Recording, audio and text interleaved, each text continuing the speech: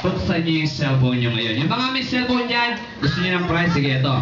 Yung mga mahilig mag-cellphone, buksan niyo yung cellphone niyo ngayon. Dalhin niyo sa inbox. Okay, nasa inbox na. Ngayon, i-option niyo siya. I-option. Dalhin niyo siya sa message details. Kasi kailangan ko, pag dinala niyo yung cellphone dito, makikita ko yung date. Makikita ko yung date. Okay? Dapat pag dinala dito, naka-date. Kailangan ko dito ng old text message. Yung pinakamatagal na message, pakita nyo sa akin dito. Go! Okay. Post na yan. Sige, wait lang. Dito ka lang. Okay, pakinggan nyo. Yung message niya, pinadala nung July 25. July 25 to.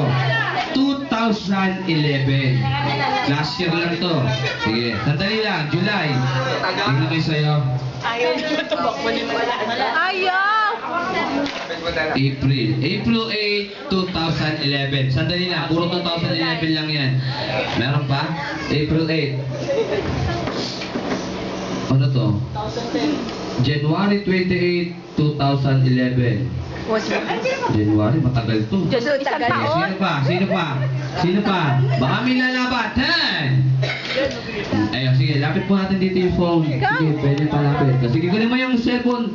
Baka manalo yun, no? Bilis, bilis. Baka yung price na ito. Bilis, Andres, bilis. Bilis. Bahay-bahay yan. Galing Ito. sa Jowa. Yung message niya, pinadala nung August 28, 2010. 2010 to.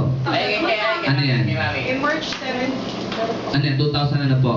ay 2010. Bigyan mo na ng price. Ito na yung panalo. 2010 to. Ang galing na na. Siguro, Nabasa mo yung message. importante yung message na yun kaya hindi niya mabura-bura, no? Sige.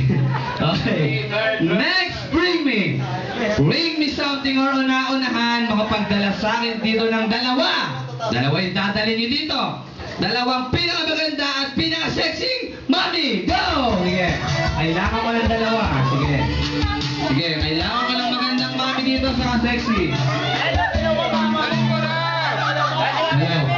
Maging proud kayo sa mami nyo. Kasi kung hindi maganda yan,